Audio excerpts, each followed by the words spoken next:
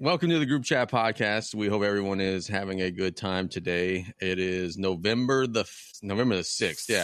All right, let's get rolling. We've got a lot of stuff to talk about. Let's lead off talking about some high school stuff. South Lafourche is going to be playing their final regular season game of the season tomorrow against the Lutcher Bulldogs. The Tarpons are right now currently number 20 in the Division II non-select, or excuse me, not Division II. They should be Division II in the Division I non-select power ratings. If they win, man, I've been saying this all week, but this is just looking at the numbers. I don't think they're going to be at home regardless, but there is still a chance that if they win, they can maybe be at home next week. I still think they'll be on the road, but if they win, they'll move up a spot or two. If they lose, they'll move down a spot or two. Facing a very good Lutcher team. We saw Josh Mack break Bobby J's record last week. The Tarpons defense played well. Got a 38-7 win against the Ellender Patriots. Now they got to face Lutcher. It's a different animal. Meathead is back. Meathead looked like Meathead again, which I think was very important. Braxton was back. He played very well. And may the chips fall where they may. We'll see if the Tarpons could lock up with Lutcher and find some success tomorrow on the river. So what do we know about Lutcher? They're really fast. They got athletes. Their quarterback's a freshman, but he has gotten much better as the year goes on. I was told by BJ on Wednesday their nose guard is the best defensive lineman in high school that he's ever seen. The guy is going to be lined up over the center. BJ says the best defensive lineman he's ever seen. So that might make it a little difficult to run the ball up the middle. So Meathead has his work cut out for him. But if you could run the ball with 9 people in the box, you could run the ball with one really good person in the box. That's how I look at it. So sure. Meathead has work cut out for him. Doesn't say he's going to be stopped by this one guy. So hopefully he can still do what he does. Hopefully Drake can get in there and get on the outside where that guy won't be able to catch him. Throw the ball around a little bit. If our defense can play like they played Friday every week, man, we have a different ball team. Yep. Ball team. I'm with that. That'll be the big challenge. Can they keep forcing turnovers? Can they keep, getting stops and all that? It's going to be a different animal against Lutcher. But hey, who knows? Go try to make it happen. Go try to get an early lead and try to stay ahead. And look, if you could mess with Lutcher, you're going to be able to mess with some of those teams in that Division I non-select bracket. By Saturday morning, we'll have a pretty good idea of where the Tarpons are going. The bracket officially comes out on Sunday morning, but there's only 2 games in the state on Saturday. So by late Friday night, that math will all have been done. All the scores will be put in. We'll have a pretty good idea where the Tarpons may be going. Win, lose, or draw, we'll let you know where they're going to be going in round 1 next week in the opening round of the playoffs. One of the keys tomorrow, I think, is going to be special teams. Lutcher is very good at blocking kicks. They're very good at returning kicks. The Tarpons cannot have a disastrous play on special teams tomorrow if you want to go on the road and get a win. Now, look, by and large, and I'm knocking on wood as I say this, they've avoided those disastrous plays on special teams this year. They've actually been very good on special teams this year. So we'll see if that's something they could continue to do at a high level, and try to go on the road and maybe ruffle some feathers and shock some people and get a big dub. Yeah, so weather should be good tomorrow night. We got a nice cool night. Rain maybe a little early in the day, but clearing up in the early afternoon, so shouldn't be any rain. Field might be a little wet, but not too bad. How is Lutcher's defense other than that nose tackle? Good. I mean, they're going to have some dudes, but it's not going to be like anything different from what like you've seen with a Vanderbilt or an E.D. White. Or I mean, we've seen some good defenses. I think that they'll be okay. I think they'll be able to score some points. I think the biggest challenge, honestly, is going to be, can you stop them? If you could do that, it'll be fun. Can you stop them? Can they stop us? Our offense can put up some points. We've seen, I mean, Lutcher has lost to both E.D. White and Vanderbilt, right? Correct. I feel like we've hung in there with Vanderbilt and E.D. White. So if they're not as good as either one of those teams, I think we have a chance. Yep. And look, the boys do also. In years past, this matchup, they kind of were going in, it's going to be a running time. No. That's not been the approach this week. They do think they could play with them, and it should be a whole lot of fun to see if the Tarpons can indeed go on the road and scare the life out of, if not beat, a very quality opponent in the Lutcher Bulldogs. Much the same was done last week. Thibodaux was in the same situation last week. Everybody was saying, they won't be able to play with Terrebonne. Not everybody. I was saying that. I don't think he was saying that. But everybody, Thibodaux can't beat Terrebonne. They can't do this. They can't. Well, they defend their home field. They get a win over Terrebonne. Samayan Adams rushes for 250 yards. And Thibodaux, now the number 1 team in our Bayou Sports Power 5, which I'm sure everybody's furious about, even though that's exactly what they've been wanting all year. But Thibodaux gets the big win. Now tomorrow, Thibodaux, you want to finally shut me up? Because everybody's saying that I'm a Thibodaux hater. You want to finally shut me up? Go beat Destrehan tomorrow. Ain't gonna happen, but go beat Destrehan tomorrow, and then I'll finally eat the entire bowl of crow tomorrow. Yeah, so Thibodaux Terrebonne last week was my kiss of death. There was no way in hell Thibodaux was going to beat Terrebonne. And oh, that's right. You were on my side. Yes. Never mind. So sorry about that, entire parish of Terrebonne. Didn't mean to jinx you like that, but given some of your previous thoughts about that parish, you did mean to jinx them. So what happened with it? I feel like Terrebonne was a state championship caliber team for the first 5-6 weeks of the season. The last couple of weeks, they kind of been taken on the shins. They got some dude, and look, not making any excuses. Thibodaux outplayed them; they deserve to win. But they got some dudes that are a little beat up front, and Thibodaux just ran it up their ass, man. They just ran the ball down their throat, beat them up front, and that's something Terrebonne's not used to this year. They've been the aggressor up front, and Thibodaux took it to them, and they were the better team. And watching it, sometimes when a good team loses to another, team that people doesn't think is on their level talent-wise, it's kind of a fluke, some turnovers. No. It wasn't this. Thibodaux outplayed them in every phase, and they deserve to win. Running back for Thibodaux, wasn't he like a sophomore or a freshman? Sophomore, man. He did a very good job from what I saw, and that was key to Thibodaux winning that game. Absolutely. So Thibodaux gets that win. They're playing Destrehan tomorrow. And I was joking a second ago and said, oh, man, you guys got to beat Destrehan to show me something. Nah, I mean, look, Destrehan's a completely different animal. If they do win that game, they're going to be extremely excited.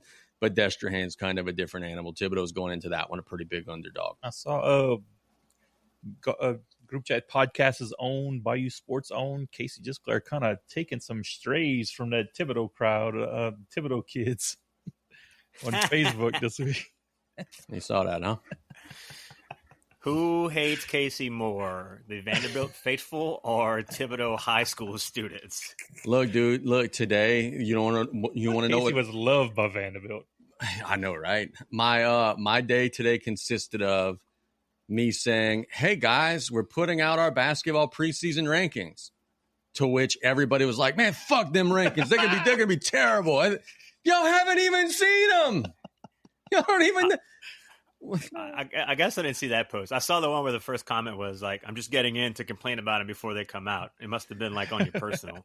No, it was somebody who shared it. Yeah. Oh, fair enough. I'm still so I will out myself. I'm not a diehard South Lafourche High School ball knower. How long has BJ been the coach there? BJ's first year BJ's first day was the day before the world shut down. So he started in 2020 of the spring. His first season was the fall of 2020. He didn't have a spring because of COVID. I'm just kind of this whole best defensive lineman he's ever seen play with the influx of talent that comes out of this area. And I'm just thinking like Mason Smith and guys like that, Gerald Willis and all these people. I would have thought he had seen some studs. So to call this dude, who I haven't even heard of, the best player he's ever seen, I'm just like, damn, this dude must be a beast.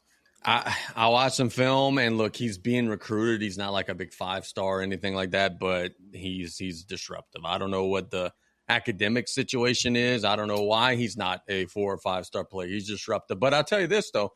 Tarpons did face him last year, and they did fairly well neutralizing him. So we'll see if they could do that again. Pierce was in the chat saying Vanderbilt 9-0. A lot of people did think that was kind of funny, that the guy was like, oh, man, Vanderbilt's going to crush them. And I was like, yeah, like, dude, they're an SEC school. I would hope they could beat them. That is a strategic decision we have made as a business about 90 days ago. If people are going to be stupid, let's clap back. And golly, that's been so good for my blood pressure. That has been such a great decision on our part. So it's Vanderbilt in-state, Vanderbilt out-of-state, correct? Vanderbilt, Diego Pavia. Vanderbilt recruits better than Vanderbilt. Vanderbilt you can't say that. They had to drop the R because they didn't want recruiting violations. So it's That's why they don't have an Vanderbilt. R. Here we drop go. the R. Here we go. oh, bro, y'all just mad. Y'all 5A and we beat y'all. I caught one of those. I'm like, I'm sorry, Yeah. what? Bro, I haven't been there in 23 years, and I don't remember losing to Vanderbilt. Calm down. Yeah, no, we're just kidding. Relax. Everybody stay sane. Everything's going to be okay. By the time we get off the air today, the Lady Tarpons volleyball team is going to be in the second round of the playoffs. They are beating the crap out of Morgan City right now in the early stages.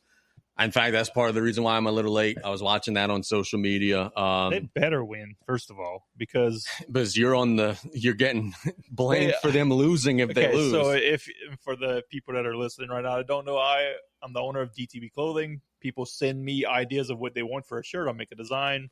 We put the mock-up online. People buy it. They asked me to make a shirt that said South Lafourche Lady Tarpon Volleyball, Lafayette-bound. So to get to Lafayette, you need to win your first 2-round games. Correct. And then you off to Lafayette. So we had not played a single playoff game yet, and we're kind of a little confident that we're going to win those first 2 rounds and go to Lafayette and put that up there. Not really following South Lafourche volleyball all year, just know they're pretty good. Not knowing that if, that might be a little overconfident, just claiming that you're on to Lafayette. They're going to be okay. Yeah, so that's what I heard from everybody I talked to that says we're going to be fine. If we don't make it to Lafayette, is going to be a huge disappointment. And the crazy thing is, all of that having been said, well, they're gonna win today. They were winning the first set like 20-something to 4 whenever I left. They're going to win today. Saturday will be a little more of a challenge, but the crazy thing is they're doing all this without maybe their best hitter. Nyla is still on the shelf. It's crazy to think that South Lafourche even has a volleyball team that's competitive. Because when I was in school, I mean, we would, if you added up all the points we scored, we would maybe have been able to win one set the entire year. It was like 25-4 every match. I say that we would hang with some teams, but it certainly was not playoff level. But to be able to do that without such a big hitter is incredible. And the fact that they're still freaking young, dude. They still have a lot of youth on their roster. Coach Cheramie and her staff are doing an unbelievable job. Let's talk really quick, Tommy. John Curtis, we brought this up last show, how they were trying to slay a dragon. They had Ed in the car coming out. It was a dragon they were not able to slay. And quite frankly, dude, I don't know that anybody's going to beat Ed in the car. They just looked the part. They're so good. They got so much speed. They're so good up front, so much depth, and they kind of ran away from Curtis. I thought Curtis actually played well for a lot of the game. But Carr eventually said, Curtis, what you doing in this stadium with us? Because they've ended up separating and getting a lopsided win. Yeah, so, while I was out being a good dad and trick-or-treating, lo and behold, my dad was being a bad grandfather, watching the game on his phone the entire time we were trick-or-treating. Hooray. So I didn't get to watch the whole thing, but they had their chances. There was one point I think they went down and scored in the second. They got the ball back, drove all the way down inside the 5, and went for it and couldn't even punch it in. They were about to make it a 1-score game, and that could have. Now I'm not saying they would have won, but you'd be remiss to say if you're taking a little momentum against the big dogs that something would happen. But I'm happy. Everybody in the chat was unloading, saying, Carr by 50. I said, hey, it's going to be like 28. And they only lost by 25. So had that been on the parlay, I would have took it. But it's homecoming for them tomorrow. I believe they are playing St. Aug, another pretty hard team in the Catholic League. I think that one could go either way. But, I guess we'll see. But like you said, Carr's just it's a monster. It's almost an abomination at this point. I don't know. They're gonna have to do something. Something's either gonna break that they're doing something wrong, or they're gonna have to just blow up the whole divisions again because they're just unstoppable right now. I don't see anybody beating them. It's crazy the way it's set up, dude. They it's an open enrollment setup, and it's like the kids are just trained and conditioned to know, hey, if I could play football even just a little bit, I'm going to Ed in the car. I mean, like you said a second ago, I don't know how you break it. Until New Orleans gets boundaries, which no one's ever going to want to do, they just got it rolling right now. The kids are preconditioned, and look, it's not unlike any other area. Acadiana is kind of the same way. The kids there in Lafayette area know, hey, we're going to Acadiana. That's the reason why the open enrollment parishes are now split. But Carr's got it different. New Orleans is a large city. And they got so much talent and so many kids in that inner city. And the dudes know I'm going to be a Car Cougar. And until that changes, it's going to be an uphill climb. It's more than a 2 years worth of a winning streak for them. And it's going to be extremely tough for somebody to knock them off. Yeah, I don't know. And obviously, I'm not from this school system and still don't really kind of get it. But what I have been seeing and noticing murmurs is some of these big players in the Catholic League they're seeing their enrollment numbers drop, and they're seeing their talent not come in. You're not getting the Jamar Chases at Rummel and people like that. So I don't know if there's going to be a lot of people way more powerful in history than me, but sooner or later something's going to happen, and you kind of already see that with some of these enrollment numbers. I think a couple of schools had the choice to play up or play down. I think Holy Cross decided ultimately to play up, but like Shaw could have went down to maybe 3A or something. So you're seeing a lot of enrollments and talent levels drop. So I don't know if that's going to be the other side of the coin that needs to flip to maybe see what can be done. But yeah, I mean, look, give credit to where credit's due. They're a powerhouse. They're rolling over people, and those guys are going power fives. Almost all of them. So yeah, and look, down the Bayou's not immune to it. And I say down the Bayou region's not immune to it. Also, because Vanderbilt dropped from 4A to 3A because more kids are going to CCA and Houma Christian, and they're kind of scattering, whatever it may be. So they're not going to be in the district anymore next year. Vanderbilt and Lutcher are not going to be in the district next season, which should actually make things a little easier for South Lafourche going forward. Feel sorry for those 3A kids. Good Lord. Yes, indeed. The playoffs start next week for high school football. We talked about, South Lafourche. We kind of sort of have an idea of what everybody's going to be in terms of in or out. And we could go ahead and give you just a little bit of a rundown there in the Bayou region of whether your team is going to be in the playoffs or out of the playoffs. In Division I, we could tell you that Terrebonne is going to be in. They're going to be at home in the opening round, regardless of what happens tomorrow. They're playing for seeding in tomorrow's matchup with Central Lafourche. We do have some bubble teams in Division I non-select, though. Destrehan's going to be in. They're going to be at home. Thibodaux is going to be in. They're going to be at home. Hanville's 15. They're playing for seeding tomorrow. They're going to be playing for an opportunity to be at home in the opening round. They're going to be safely in, though. South Lafourche at number 20. We keep saying they got a chance to jump up to 16. I really don't see it. I think they'll be on the road, but regardless, win, lose, or draw tomorrow, they're going to be in. HL Bourgeois is the team tomorrow with the most to play for. They're 31st. They got to climb to 28. They absolutely, positively have to win tomorrow if they want to punch their ticket in. The problem for them is they're playing an East St. John team that only got one win. So really for Bourgeois, it's kind of like a 75-25. I don't think they'll be able to get in unless if they get a bunch of help. If a couple of the teams above them lose, maybe they could catapult themselves, but I think it's not trending good for HL Bourgeois. And then we know East St. John's out. We know Central Lafourche is out. They're not going to be playoff bound. Division II, non-select. Lutcher's in. They're playing for seeding tomorrow. Just like South Lafourche, Lutcher will be at home in the opening round. They're just trying to climb as high as they can. South Terrebonne's playing Assumption tomorrow. South Terrebonne is 18 in Division II non-select. They're in. They're trying to climb up to 16 to get a home playoff game. If they beat Assumption, that's a possibility. Assumption tomorrow, playing for their life. They're 27th right now, trying to stay in the top 28. They're playing South Terrebonne tomorrow. If they win, they're in. If they lose, they're at the mercy of the rest of the state. And that's going to be needing help from some of those teams above and below them to try to stay in.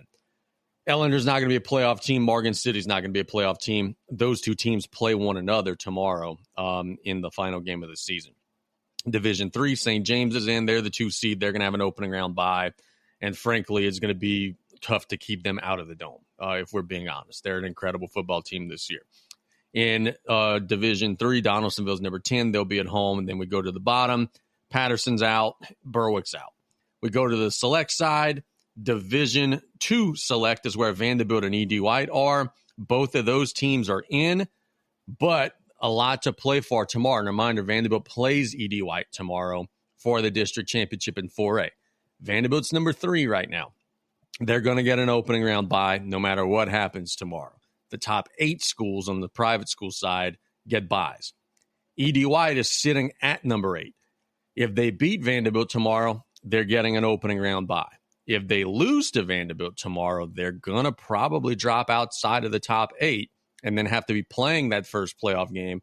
Kyle Lasang has told us hey, we want that bye desperately. So E.D. White will be laying it all on the line, A, to try to win a district championship, B, to try to beat a rival, but C, also to get that opening round bye and punch a ticket into the second round of the postseason. Division 3 select, Houma Christian School's not going to be in. They're at the bottom here. They're not going to climb into the top 24. And then Division 4 select, we go with CCA, the number 8 seed. They're going to be in. They're trying to clinch their bye tomorrow when they play Central Catholic of Morgan City. And then speaking of Central Catholic of Morgan City, they're at 23, clinging to their playoff hopes by dear life, trying to stay in the top 24. They play CCA tomorrow. And from what I understand, Central Catholic's got like a crazy flu bug, and half of their team's going to be out tomorrow. So it's going to be tough for them against Covenant Christian Academy. But that's our playoff look. Really, we just got 1 or 2 teams that are on the bubble. Everybody else, we kind of sort of know if they're in or they're out going into their next. Go back final. to the South. Is it Division 1? Division 1, non-select? Yeah, sure. What you got? So we got Ruston at number 1. That's Ruston who number played 1 for basketball in the playoffs, and they had that stud. I don't know. He was. Guess what? 6'7". How's he? He's doing? a stud at that too. he's a tight end, and he's a stud at that too. Antonio Hudson's kid, I don't remember the first name, but the big Hudson boy, yeah, he's going to be I hope an LSU Tiger, but he could be a 2-sport Trades Green LSU Tiger in the future for sure. In terms of people have asked, who are some possibilities who might South Lafourche be playing? And if you go look at the numbers, anybody from about 8 to 15. I could tell you with certainty it's going to be maybe Southside, Terrebonne, Zachary, Thibodaux, Denham Springs, East Ascension, Ouachita Parish, or Hahnville. I know it doesn't narrow anything down, and you guys are like, well, shit, I could have did that. But there's still that much up in the air. We just don't know until we see that final game. The good news is that if it is from Southside, Terrebonne, Zachary, Thibodaux, Denham Springs, East Ascension, Ouachita, and Hahnville, only one school in that list, Ouachita, is like a crazy long trip. The others at the most are 2-hour drives. So maybe the Tarpons could avoid what feels like their annual playoff fate, which is going to freaking Oklahoma and playing somebody out there. So maybe they could avoid the big long trip. So possibly Terrebonne? Possibly Terrebonne, possibly Thibodaux. That is a possibility. And what else we got? Hahnville. That seems like some tough teams for the middle of this bracket. Look here. Okay, people want to know, man, why you guys bitch so much about South Lafourche being Division 1? Here's why. Division 1 right now, non-select. Hahnville is 15. Okay, Hahnville's ridiculously good. Yeah. Division 2 non-select. Number 15 is Pearl River. We saw them, but that's not anything special. Hahnville with running time, Pearl River. South Terrebonne, who no disrespect to them, but they're not as good as South Lafourche is. South Lafourche took it to them.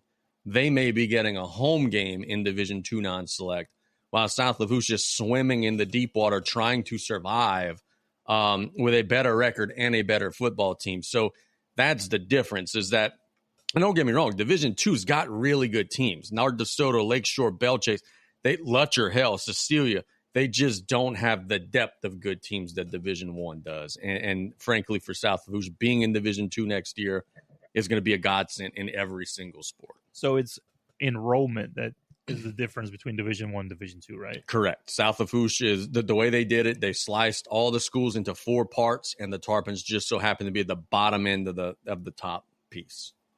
Okay. So to drop down to the other one, how far are we? Like, we're going to be dropping down to Division 2. 100%. So that's happening. So we are in the last 1 or 2 in Division 1? There are I think 3 4A schools in Division 1. South Lafourche, Neville, and Westgate. Those are the only ones. So we are at least one of the 3 smallest schools.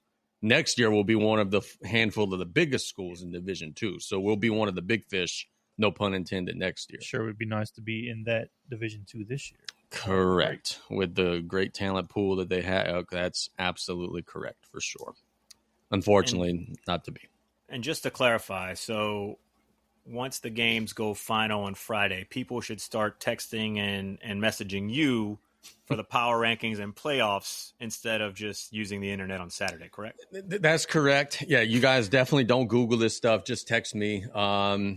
And by the way, for those who don't realize, because there are still people that think this, my power ratings that I put out don't determine playoffs, dude. If I put your team 5th or 3rd or whatever, that doesn't have anything to do with anything. And another thing that you guys need to know, because I saw this from your boy on social media, and I'll text you who I'm talking about, saying the other day, oh, man, my team's ranked 6th. Man, they don't like me.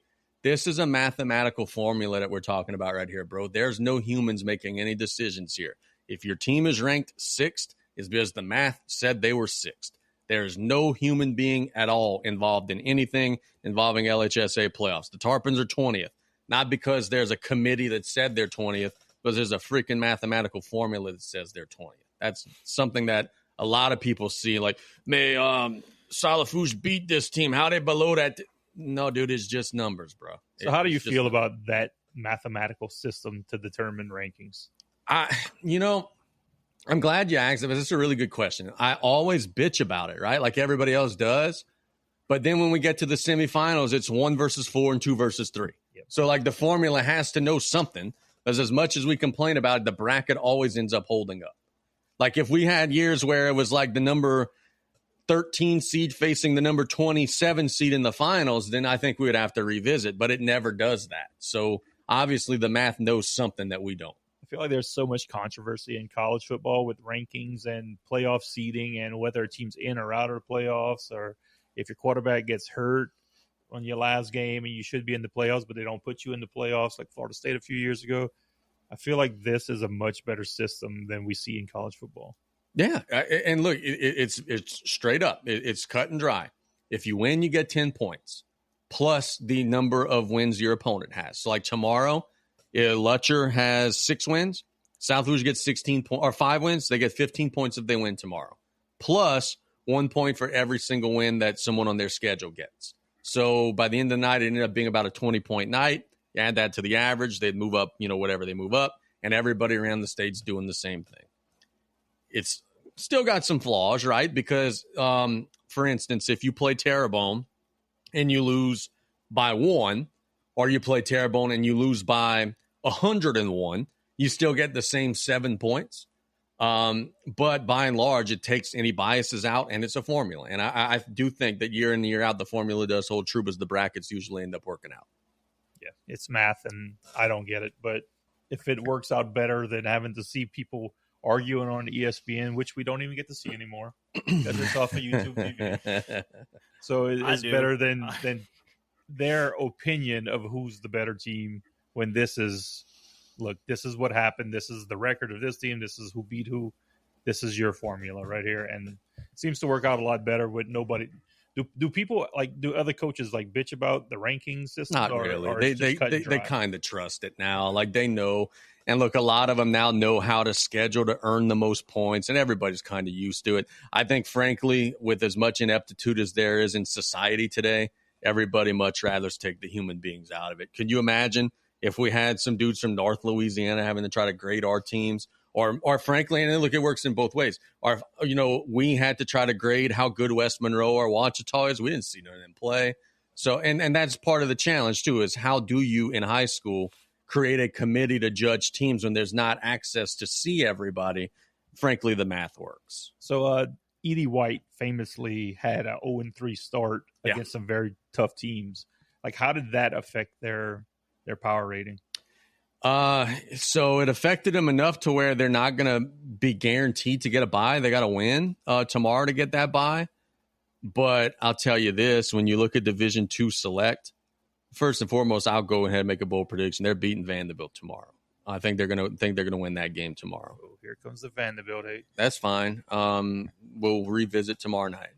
But when you look at some of the other teams in this bracket, they're going to be ready for a lot of these teams that are up there, because they played Hahnville and Holy Cross. And so, yeah, it limited them a little bit, but not enough to like cost them a home game or anything like that. This will be all right. What you laughing at, counselor? Pierce said, you need to show your work next time you release those power rankings, to which I just replied, Dennis Dewey would be pissed.